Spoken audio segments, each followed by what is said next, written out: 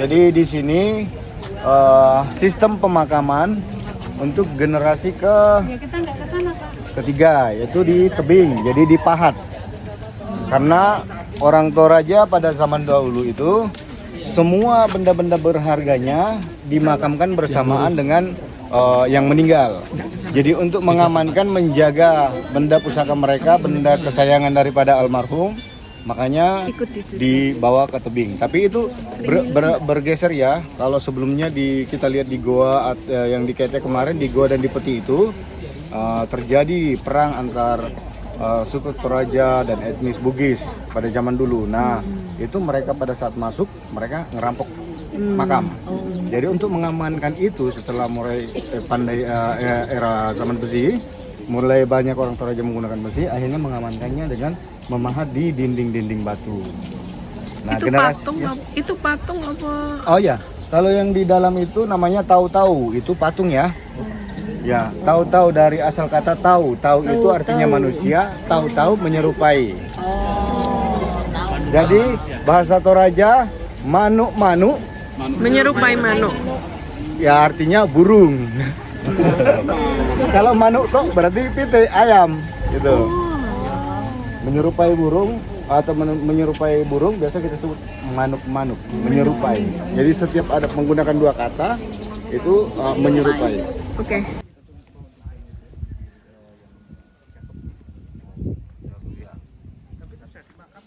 Kan kita selatan untuk rumah kita utara selatan. Oh gitu. Utara itu depannya. Jadi nggak ada yang menghadap ke barat ke timur, nggak ada rumah. Gimana? Sini nggak ada.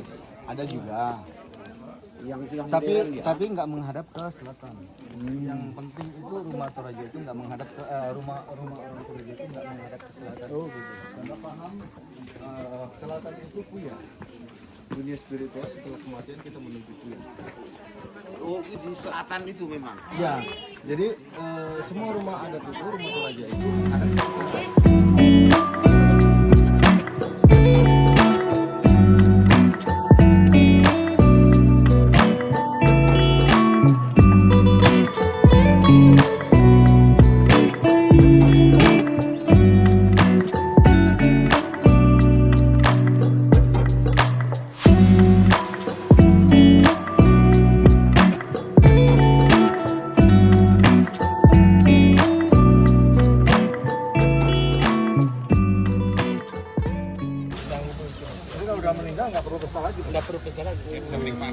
tinggal langsung ke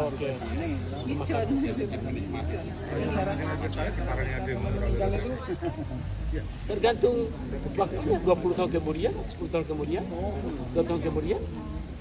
Oke, Bapak Ibu silakan merapat, yang jauh boleh merapat, yang dekat boleh merapat, yang dekat boleh duduk, yang duduk boleh memandang saya. Oke, Bapak Ibu marah sama mereka, jangan panggil saya nenek, saya belum punya cucu. Kalau panggil saya abang boleh. Abang ini. Oke, saya mulai dengan orang Toraja kembali ya. Kehidupan orang Toraja itu dia hidup bergrup, berkelompok. Dia memiliki tongkonan sebagai rumah adat, berfungsi sebagai sumber informasi daripada keluarga.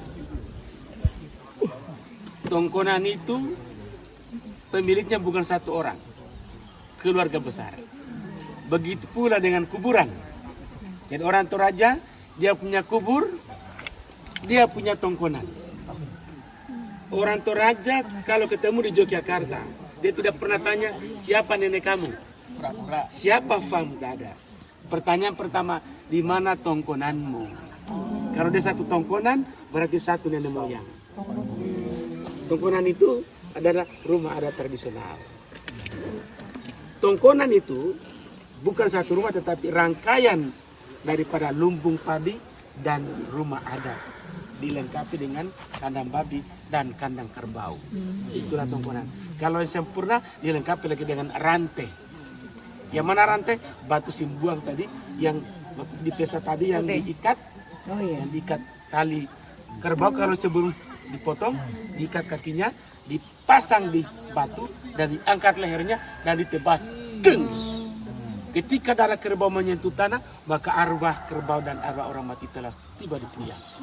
Oleh karena itu, ada kerbau yang mahal dan kerbau yang murah. Semakin mahal, dia punya speed semakin cepat. Andaikan dia jet, maka semakin lambat, maka dia naik Lion. Kalau dia cepat, maka dia pakai pesawat jet atau jet lah. Kalau dia Airbus atau jet. Itu adalah pemahaman. Yang kedua, ketika orang Toraja meninggal, maka ada tiga dewa yang berdiskusi. Dewa tanah, dewa udara, dan dewa yang kita berada di atas tanah. Di bawah tanah, di atas tanah, di udara. Ketika ada orang Toraja meninggal, maka tiga dewa ini berdiskusi. Dewa di atas tanah, kamu mau makamkan di mana itu mayat? Dia bilang, saya mau tanam, kubur di dalam tanah. Jangan, tanah itu berfungsi sebagai kehidupan manusia, dipakai untuk menanam, tanam padi dan sayuran untuk kehidupan manusia. Jadi di mana kalau gitu? Kalau gitu saya bakar saja. Jangan dibakar. Kalau dibakar, dikremasi, berarti akan menghamburkan penyakit atau virus kemana-mana. Jadi dari mana? Berbicara lagi, kalau gitu saya tanam di tanah tidak boleh, di udara tidak boleh. Di mana saya harus makamkan orang mati ini? Cari tempat yang tidak mengganggu di bawah tanah dan tidak mengganggu di udara. Maka orang Toraja pantan menguburkan orang di tanah atau di udara. Maka dia mencarilah kampung yang punya batu seperti ini, dibuatlah lubang, dipahat batunya untuk dimasukkan mayat di dalam. Jadi di dalam itu tidak ada kehidupan di dalam. Tidak mengganggu orang menanam, tidak juga mengganggu orang yang di udara. Itulah alasan logik daripada orang membuat lubang di dalam lemah. Nah, lubang itu satu lubang, satu keluarga. Ibu, suami, anak, dan cucu. Nah, setiap level itu tergantung strata sosialnya. Semakin tinggi tempatnya, semakin tinggi pula kebangsawanannya. Di depan kubur sana ada namanya tahu-tahu. Tahu-tahu itu replika daripada orang yang meninggal. Sebisa mungkin wajahnya sama. Nah, apa fungsi tahu-tahu ini? Tidak semua orang yang meninggal berhak dibuatkan tahu-tahu. Hanya orang yang mampu mengorbankan kerbau minimal 24 ekor kerbau. Minimal 24 ekor kerbau, dan di dalam 24 ekor kerbau itu ada 7 ekor yang namanya tedong bonga yang harga 200 juta sampai 1,5 miliar per ekor. Jadi dibuatin patung deh. Nah, gitu. Jadi tidak boleh dia semua ada tahu-tahu. Nah, sekarang Yang ada keluarganya. tahu-tahu ini fungsinya sekarang apa? Dia berfungsi sebagai supervisor yang menghubungkan orang yang hidup sekarang dan orang yang mati. Maka posisi tahu-tahu ada dua. Dia seperti ini, dia berdoa untuk dia punya keluarga, supaya keluarganya ini mendapat rezeki yang banyak. Ketika punya rezeki yang banyak, maka dia punya uang membuat pesta kematian. Dan orang Toraja tidak ada kematian tanpa pesta. Tidak ada pesta tanpa kerbau. Makanya orang Toraja, tidak ada rumah di Toraja. Yang paling normal adalah harus punya kerbau, punya babi. Kalau keluarga yang belum punya kerbau, maka dia berdagang babi dulu. Kalau dia sudah punya babi, dia jual babinya, beli kerbau. Kalau dia sudah punya kerbau, perasaannya sudah nyaman. Berarti saya sudah ada persiapan untuk kalau saya meninggal, dipestakan. Nah, gitu. Kalau ada nenek-nenek jual sayur, bapak ibu mau pinjam uangnya untuk mau pergi kuliah, mau pergi sekolah, bayar SPP, sulit dipinjamin. Tetapi kalau misalnya saya mau pinjam duit untuk ada utang saya di keluarga si A, mau bikin pesta bulan depan, berapa dibutuhkan? 200 juta, diberikan 200 juta. Gitu bapak ibu. Karena mereka sadar besok-besok saya juga meninggal, kalau tidak ada yang datang, saya siapa yang meramaikan saya punya pesta kematian. Itulah sehingga pesta itu bukan ukuran soal surga, tetapi menjadi prestise. Kemarin saya katakan di atas bos bahwa kalau ada pertemuan adat, kalau yang berbicara itu adalah profesor, maka ya dipertanyakan sejauh mana, bukan sejauh mana ilmunya, tetapi pertanyaannya masyarakat, berapa ekor kerbau yang telah dia potong. Itu yang dia tanya. Tapi kalau ditanya siapa yang berbicara sebentar, anaknya Sadam Tubarana yang pernah memotong 300 ekor kerbau, maka dia akan melihat, oh iya. Tapi kalau siapa? Wahyu, siapa Anda? Sudah berapa ekor kerbau kamu? Satu. Karena berbicara soal kerbau tadi, habis dipotong-potong dibagi-bagi. Ini dibagi ke masyarakat. Gitu. Persoalan makan. Oke, kembali ke supervisor. Kalau tandanya seperti ini, maka dia berdoa untuk keturunannya agar memiliki kehidupan yang lebih bagus. Di situ dia ada lagi seperti ini. Artinya, saudara-saudara, anak cucu saya, kalian harus memiliki persatuan yang kuat. Kalau tidak bersatu, sulit membuat suatu acara tanpa kerjasama yang baik, tanpa hubungan yang baik, berarti Anda tidak akan bisa, tidak akan sukses melaksanakan suatu pesta. Setelah Anda punya hubungan yang baik kepada manusia, maka juga harus dengan Tuhan. Kalau kita di sana, maka janji begini, dia selalu berdoa. Nah, tahu-tahu ini dibuat dari kayu apa gitu? Ini ada terbuat dari kayu maskulin, jenis jantan. Kayu ada dua, kayu jenis betina, kayu jenis jantan. Yang mana jantan? Yaitu kayu yang keras, seperti kayu nangka. Ini tahu-tahu ini nangka. Ini ratusan tahun pun tidak akan hancur. Kayu nangka, kayu uru, kayu besi, kayu mahoni, kayu yang keras, kayu hitam, itu semuanya jenis jantan. Yang mana kayu jenis betina? Kayu yang memiliki getah berwarna putih. Jadi pohon sukun itu jenis kayu betina. Kenapa dia? Itu karena bisa dijadikan sebagai baby grave atau kuburan bayi. Di mana identiknya? Getahnya berwarna putih, identik dengan susu seorang ibu. Kenapa dimakamkan di pohon yang hidup?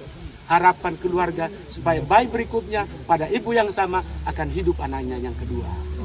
Itulah alasan logikanya ketika dia dimakamkan di pohon yang hidup. Sampai di sini ada pertanyaan supaya saya bisa sampai 2 meter. 2 meter. Dipahat. Pakai tangga bambu. Apa itu? Tangga bambu dimasukkan, dipahat, dan tergantung keluarga. Karena ini sudah terbagi di keluarga. Mbak, Islam atau dia Islam? Apanya? Biasa. Satu keluarga, kalau dia banyak keluarganya pasti besar, semakin besar dia punya. Ini masuk ke sini setelah dipestakan? Iya, setelah dipestakan. Acara pesta tadi itu acara pemotongan. Besok itu acara penguburan. Bapak lihat tadi apakah ada yang bersedih? Tidak ada. Besok baru bersedih. Ketika mayat itu dibawa dari rumah sampai di kuburan, ketika mayat itu dimasukkan ke dalam liang, maka disitulah mereka bersedih, berarti telah terpisahkan.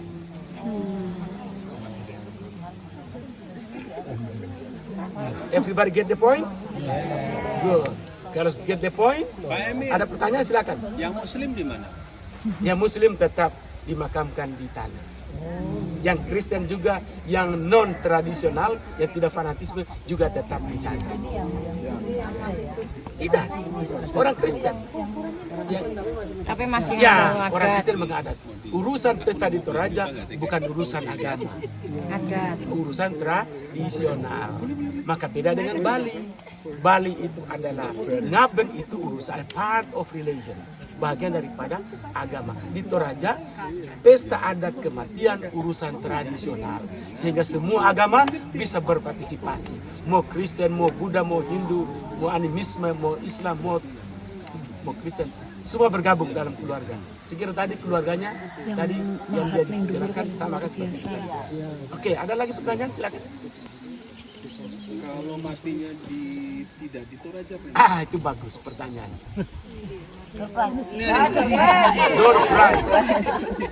Orang Toraja faham bahwa di mana dia lahir, di situ dimakamkan.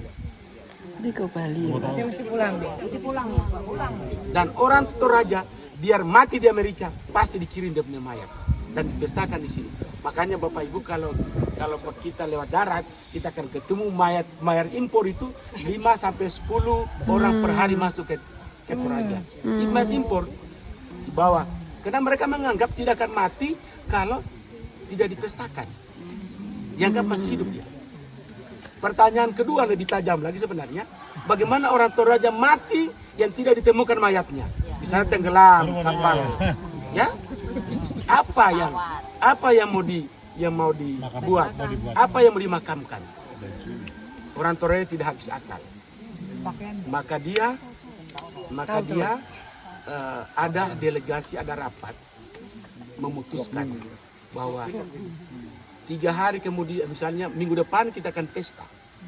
Dibuatkan semua persiapan pesta. Sementara mayat ini belum ada. Semua begitu lengkap semua, maka delegasi 7 orang diutus pergi, misalnya di sini Lembo. Yang tertinggi adalah gunung yang sana. Ya, bisa itu yang tertinggi. Maka mereka 7 orang itu akan bersemedi di atas, memanggil arwahnya itu orang yang mati, dan ditancapkan satu kayu, ditancapkan dan dipanggil arwahnya, dan akan datang berbentuk seperti hewan. Entah itu ular yang hinggap di mana? Di kain tadi, ular mau ke kupu-kupu, mau cicak, mau burung, mau apa saja itu ditangkap. Dan itu dibungkus. Itulah sebagai simbol daripada orang yang mati. Kalau nggak datang-datang? Tetap bersemedi. Waduh, nggak pulang-pulang dong. Sampai ada. Sampai kalau nggak datang malam pertama, malam kedua. Nggak datang malam kedua, malam ketiga. Tapi jarang sampai malam ketiga. Malam 1, 2, paling lama 3 malam. Pasti ada yang datang. Ada yang datang. Nah itu dipanggil arwahnya. Semut. Biasanya kebanyakan kupu-kupu, kebanyakan insek ya belalang seperti itu.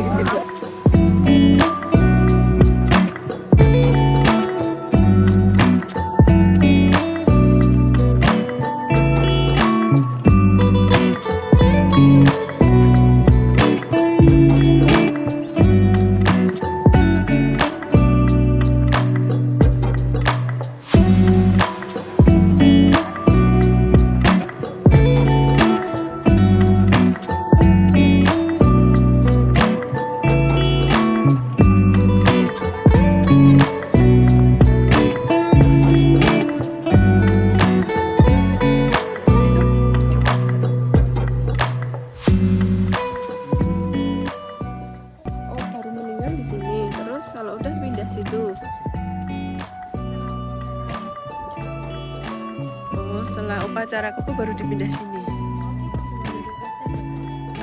Jenengan asli sini jenengan. Dari Jawa Barat. Oh.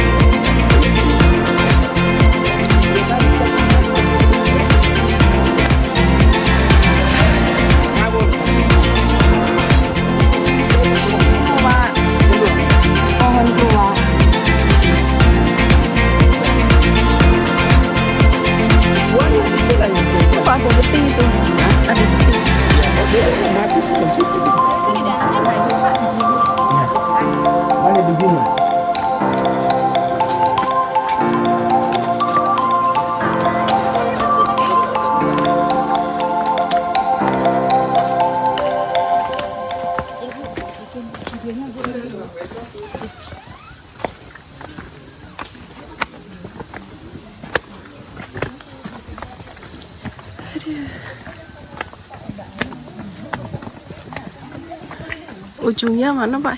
Cuman ini atau muter? Kita berputar. Oh.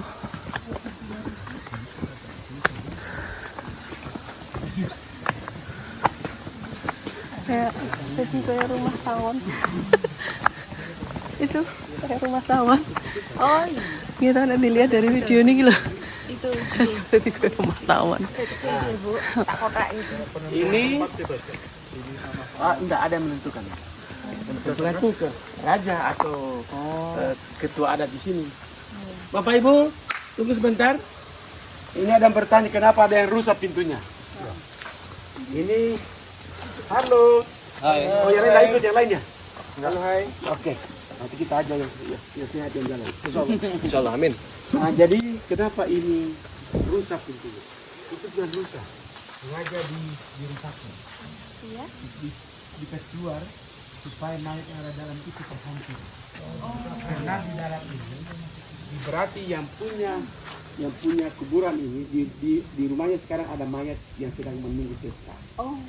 Jadi makanya dibuka. Oh. Begitu bikin pesta, maka dimasukkanlah mayat berikutnya di sini.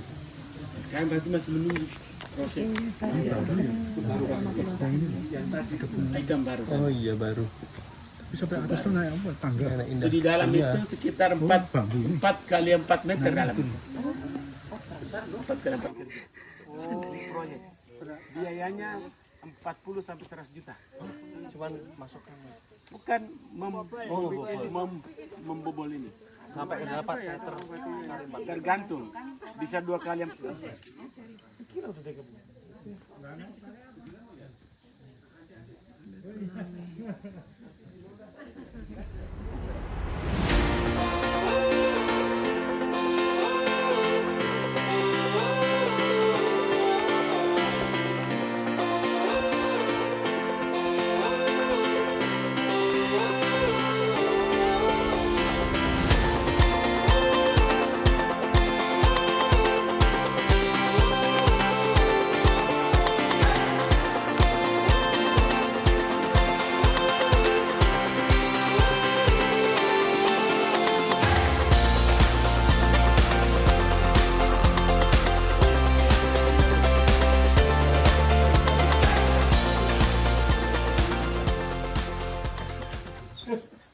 Halo guys, kita masuk di tahu-tahu maker.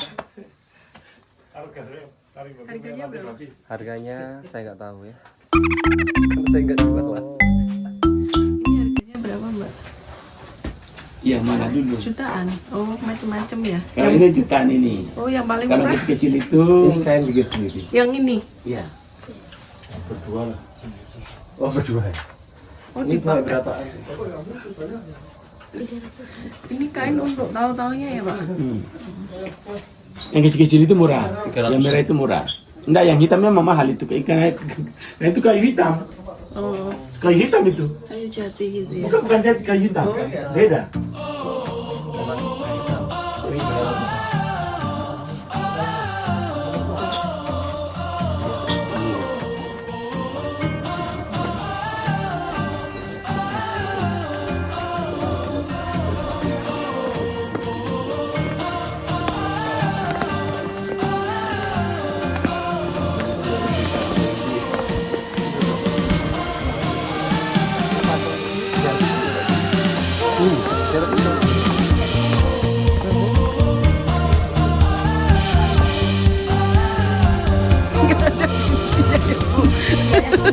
Kalau dari jendela berarti orang coba itu nak bikin begitu bagaimana?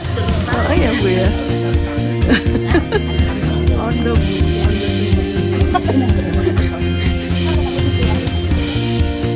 Keren loh, Bu.